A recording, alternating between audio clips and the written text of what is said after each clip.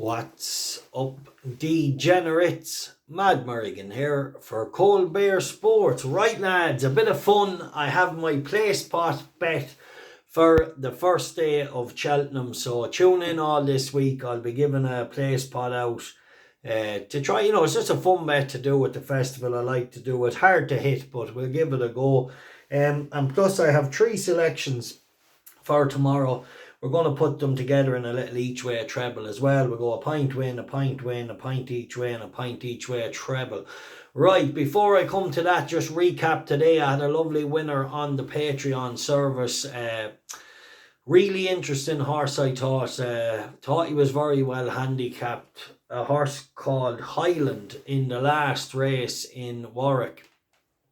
Really slow learner, didn't jump great on his first starts, but he ran behind a good horse, JPR1 in Taunton, and he was coming with a nice run in behind the kind of fancied pair or the fancied tree that time. Only he made a bad mistake. And then in Doncaster, he was up against very progressive horses. The winner that won that day went on to win an Ascot. So I just knew off this kind of mark in a grade class 4 race, I thought he'd have too much for them. And nice to see him staying on strongly to pull away after the last. So lovely to get the winner. My selection on YouTube, Jazza or whatever it was called. That's why it obviously drifted. Something was amiss clearly with the horse. He ended up pulling up. So he opened up 100 to 30 and he drifted out to 8 to 1. Then a little bit of money came from, but it just shows you that sometimes you just have to believe. Like, I used to have the attitude that always just go with your gut. But when he drifted, I knew just to go 1 pint on him, and something clearly amiss pulled up. And then my other horse roped in on YouTube. I was going to follow her over a cliff. I won't be following her over any more cliffs. She's becoming very disappointing. She looked very progressive at one stage. I thought she might have a little handicap in her. No doubt she'll pop up somewhere, but from a betting standpoint, I'll be leaving her alone. Right, lads, so I'll give you tomorrow's selections and then stay tuned for the play spot. If you don't mind, smash the like. If you're new to the channel, hit that like and subscribe, and lots of good coverage at Cheltenham coming. And like I said, we'll pick out some fun bets. We might do a little Yankee someday as well or something like that. Just want to really enjoy the festival as much as we can, because before you know it, it'll be over and it'll be another year to it. Right, let's get through tomorrow's selections. First, in Taunton, we have Highstakesplayer. Look, good angle here. Nice winner the last day. Throwing on the good claim, or Dylan Kitts now getting the £10 off. He's a 2 to 1 shot now. I'm going to go a pint win that he can follow up. And, this young jockey getting the 10 off is definitely worth it. He's shown that a few times for the stable already. So I want to stick with him. He was a nice winner the last day, and I thought he was strong enough at the line to suggest there's more to come. And then in the 310, Revels Hill. This is an interesting horse. He's progressive. However, he is coming back over hurdles. Don't know if that's the right the right move or whatever, but he seemed to really only get going the last furlong in Taunton when he won over fences the last day. He drops back over hurdles tomorrow. I think it's up an extra 4 or 5 furlongs anyway, but he did only get running late. He looks progressive, and the rest of these horses, they're not as progressive as this lad. So let's hope he can transform the good chase win back over hurdles and get the win, a pint win, 2 to 1. And then in the 345, Confirmation Bias. Paul Nicholls' horse, been a little disappointing on chase debut, never took to it really. But this horse is handicapped to run a decent race, and the stable's going well again. So a pint each way, Confirmation Bias, back over hurdles off a fair mark, cheek pieces on. And he could run well tomorrow. So a pint each way, 11 to 2, and a pint each way treble on the 3. Right, lads, the play spot for Cheltenham, day 1. Let's try and murder the bookie the very first day.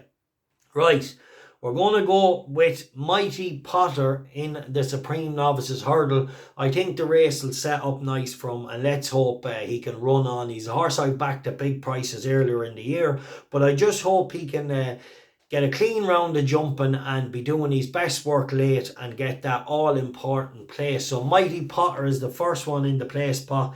Then I'm going to go with the mare in the Arkle. I do really fancy Edwardstone as a winner.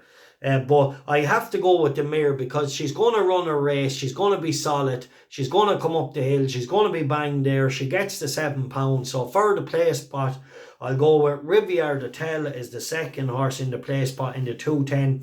And then in the 250, I have a strong selection in this race, but I'm going to go with T Clipper. T Clipper is definitely interesting. He seems to be freshened up. He's been put away. He ran well over hurdles in Cheltenham before. And he hasn't ran since December. He gets in off a nice weight. Trainer and jockey going well. Stan Shepherd takes the ride for Tom Lacey. So T Clipper in the 250, the Ultima. I have got a selection in here as a stronger bet as for the win. But yeah, I like T Clipper. So I've the other bet out on the service. Right, in the champion hurdle, lads, it's boring, but I think we just have to go with Honeysuckle to be in the first three. She's going to be hard to knock out of it if she gives a run. And so, some races you search and you try and get all the favourites beat, but getting the £7, she should be in the first three. At a minimum, so I'm going to just stick with her in this. I do like Appreciate It to run a good race, and who knows what's going to happen, but just for the play spot purposes, I think she'll run a big race, and you'd be hoping at the least she'll land in the money. And then in the mare's hurdle, I have to go with Stormy Island. I really like this mare. I really do. She's honest. She's genuine. And the fact that Paul Townend now is riding her, and the fact that Willie, has, kind of this after her run with Brewing Up a Storm the last day, he was coming maybe to take her in Cheltenham, but it was still a massive run from her. However, she might get hassled for the lead in this race with the filly that's gone to Emma Lavelle's Western Victory. So hopefully she just sits off Western Victory, lets her go a million, and she leads the field. And she'll run a big race. Whether she can win or not, she'll run a big race. And then I was in this race, like obviously the last race for the place pot, the sixth race, the 450, the Boodles. Look, it'd be very easy to go with Gaelic Warrior. He's 9-4 and all the money's come from. But I'm going to go with Dr. Brown Bear. He has plenty of experience. He's had plenty of runs over hurdles.